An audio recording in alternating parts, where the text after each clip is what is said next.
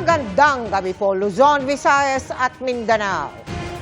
Sa botong 18-5, ibinalik ng impeachment court sa Kamara ang impeachment complaint laban kay Vice President Sara Duterte.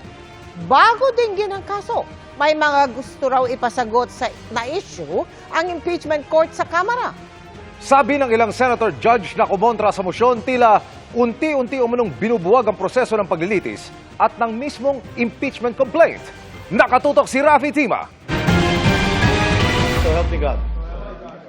Matapos ang biglang pag-convene ng Senado bilang impeachment court, ang kanilang unang tinalakay ang mosyon ni Senator Judge Ronald Bato de la Rosa na ibasura ang impeachment complaint laban kay Vice President Sara Duterte. I respectfully move that in view of its constitutional infirmities and question on the jurisdiction and authority of the 20th Congress, the verified impeachment complaint against Vice President Sara Zimmerman Duterte be dismissed. Mabilis siyang sinigundahan ni Senator Judge Bongo. At the very least, pag-aralan natin ito ng mabuti. Baka naman maaari natin itong ibalik o i-remand muna natin. Dito na tumayo si Senator Judge Alan Peter Cayetano. I heard Senator Bongo second, but he also stated that okay din i-remand. Because personally, I'm against the dismissal, but I would be willing to hear arguments on remanding. Dito na sumentro ang diskusyon. Sa halip na i-dismiss, ibalik na lang ang impeachment complaint sa Kamara para sagutin ang mga tanong ng impeachment court. Sa mosyon ni Cayetano, dapat i-certify ng Kamara na hindi nito nilabag ang saligang batas na isang impeachment complaint lang sa isang taon ang pwedeng ihain laban sa isang opisyal. Gusto rin ng impeachment court na linawin ng papasok na Kamara sa 20th Congress kung interesado pa itong ituloy ang impeachment complaint. So this is a compromise that will not delay and will even help the 20th Congress. At ng pagbotohan na ito, 18 ang pumabor sa return of complaint. Kasama dyan ang kilalang kaalyado ng mga Duterte na sina De La Rosa, Go, Robin Padilla at Amy Marcos. Gayon din ang mag-inang Cynthia at Mark Villar. Magkapatid na Jingo Estrada at JV Ejercito. Magkapatid na Alan Peter at Pia Cayetano. Joel Villanueva, Francis Tolentino, Loren Legarda, Lito Lapid, Bong Revilla, Rafi Tulfo, Mig Zubiri at Impeachment Court Presiding Officer Chis Escudero. 5 ang tumutol, sina Coco Pimentel, Risa Ontiveros, Grace Poe, Nancy Binay at Sherwin Gatchalian. With 18 affirmative votes, 5 negative votes, 0 abstention, the motion of Senator Cayetano is carried. Hindi tinago ng mga kontra sa pagbalik ang kanilang disgusto. Sa usapin ng judiciary, nire-remand ang kaso pabalik sa lower court for further proceedings. Kaya po, I cannot accept this kind of wording.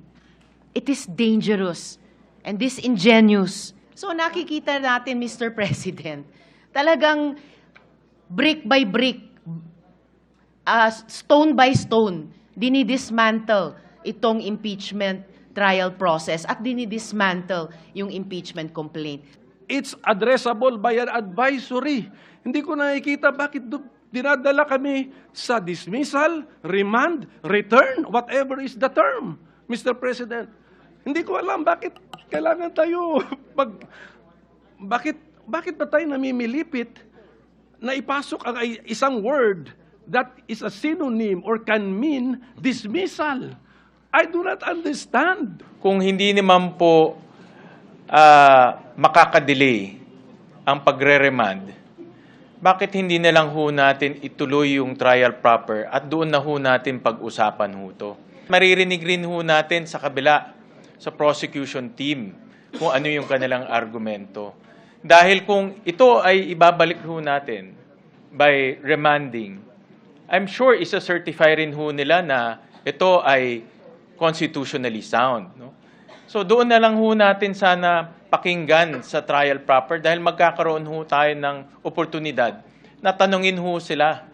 Giit ni Presiding Officer Escudero, buhay pa ang impeachment case. Bilang patunay, naglabas siya ng summons kay Vice President Sara Duterte para sagutin ito sa loob ng 10 araw ang reklamong impeachment laban sa kanya. The court, therefore, having been organized and the articles of impeachment having been referred thereto, hereby issues the writ of summons to Vice President Sara Zimmerman Duterte, who is directed to file her answer within a non-extendable period of 10 days. Pero kinwestiyon din ito ni De La Rosa. Once we decided to return the articles of impeachment to the House, am I correct to assume that technically we don't have the jurisdiction of these articles of impeachment already because we return it? So bakit pa natin magpapatuloy tayo sa pagbigay ng sampina? Para sa lider ng minorya, dahil sa desisyon ng mayorya, tila iwas pusoy ang impeachment court. Dahil sa desisyon kagabi, posible raw may kumwestiyon ito sa korte. Kaya nga sabi ko, why are we adopting a motion na may ambiguous language? Alam mo nyo na, pag may ambiguous language, you're inviting a court case. Dun sa mga dudoso at nagdududa sa loob o sa labas man ng bulwagang ito, maliwanag ang intensyon ng Senate Impeachment Court sa katatapos lamang na botohan. Walang intensyon na i-dismiss ang kasong ito.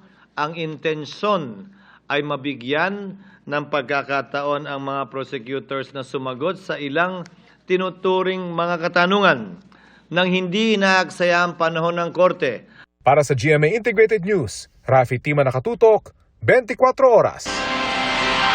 Ang sabi naman ng House Prosecution Panel, hindi nila aaksyonan ang pagbabalik ng impeachment complaint hanggat hindi nagbibigay ng mga paglilinaw ang Senate Impeachment Court. Ang kabuang detalye, abangan maya-maya lamang.